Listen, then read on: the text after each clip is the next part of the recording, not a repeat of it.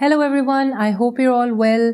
Okay, so today we're going to be doing this section 8 of this course, which is respiration.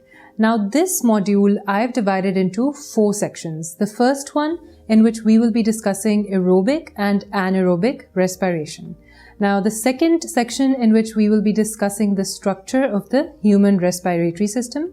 In the third section, we will be discussing the gaseous exchange that's happening in the alveoli. And the fourth section will be all about the mechanism of breathing. Okay, so let's dive straight into section 1. So, when I was about to plan for this video, I thought that I'd actually start this video by, doing a couple of exercises for you on screen, like, some bicep curls or some push-ups and stuff like that, to actually show you exactly what the process of respiration is and, when it's happening in our body. But then I thought, nah, I hate working out anyway, so, I crossed that out. I ditched that plan.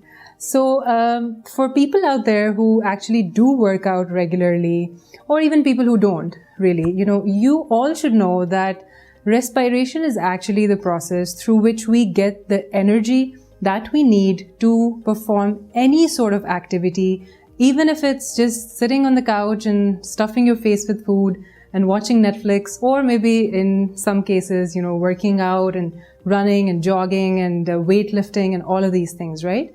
So all living organisms need energy for every single process that's happening in their bodies, right? Now, plants get their energy by sunlight. So basically they absorb that sunlight through the chloroplasts and then they convert it into chemical energy and they make their food. Now, unfortunately, humans and animals do not have chloroplasts and we cannot absorb sunlight and convert it into energy for us. So we need energy through consuming certain organisms like plants and animals, right? And we take that energy in the form of food substances, and then those food substances are digested in our digestive tract, and then they're utilized in the body.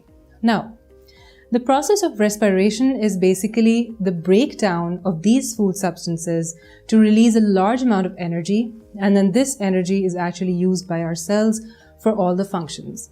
Now, there are 2 types of respiration. There is anaerobic respiration and aerobic respiration. So aerobic respiration is basically the breakdown of glucose in the presence of oxygen to release carbon dioxide, water, as well as large amounts of energy. And remember, this process is taking place in the very remarkable, very important organelles in our cells, which are the mitochondria, because the mitochondria contain certain enzymes which are required for this process to happen. Okay, now these large amounts of energy that are being produced during the process of aerobic respiration, this energy is required for human beings and animals to function all the time. Now, even if you're not working out or exercising, if you're just sitting down on your sofa or, maybe even lying down or even sleeping, you need energy for certain processes that are happening in your body all the time. So, for example, energy is required for the synthesis of new protoplasm that your cells use for growth and reproduction. Now, energy is used to make proteins in your body. Proteins are a very important part of your cell surface membrane.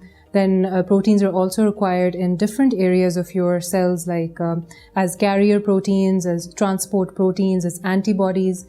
Okay, now the third way in which you can actually utilize energy is through the active transport of your food substances in the small intestine. So we all know that active transport needs energy to happen, right?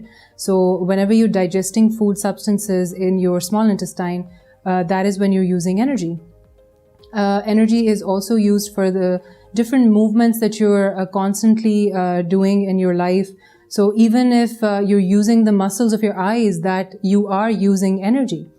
So energy is actually being utilized all the time. And that is why this process of aerobic respiration is extremely important and vital for the functioning and the growth and, general existence of living organisms. Now let's discuss the process of anaerobic respiration.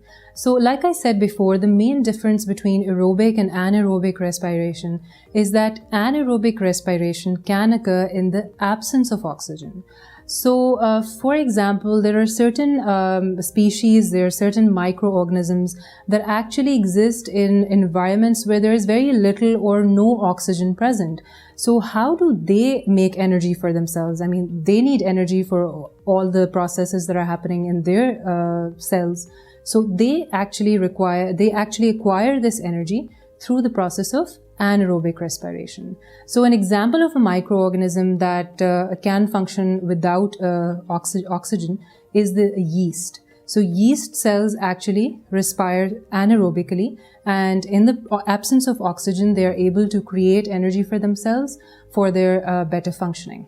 Now, basically, by definition, anaerobic respiration is the breakdown of food substances in the absence of oxygen to produce a small amount of energy, and they give off obviously carbon dioxide and water as waste products. Now the problem with anaerobic respiration is that like these minute small microorganisms like yeast, they can definitely function by the small amount of energy that is released in anaerobic respiration because they're just so minute. I mean, they're called microorganisms for a reason. But organisms like human beings and animals, which are pretty large, they require large amounts of energy to function. So human beings and animals do not use anaerobic respiration too often. But in certain cases, human beings do need this process, but I think we'll be discussing that later on in this video. Now, let's just show you what the process of anaerobic respiration looks like. Alright, so anaerobic respiration is the process of respiration which occurs in the absence of oxygen, and this usually occurs in microorganisms, for example yeast. So what happens is that glucose is incompletely broken down to form waste products like ethanol as well as carbon dioxide, and along with that a very small amount of energy is released. Now this small amount of energy is of course sufficient for microorganisms like yeast to survive.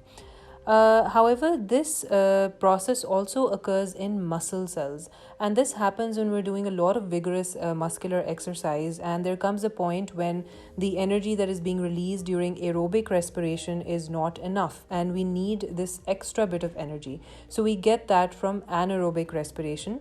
So what happens is that glucose is incompletely broken down to form lactic acid in our muscle cells, and along with that a small amount of energy is also released, which we use for our vigorous muscular exercise.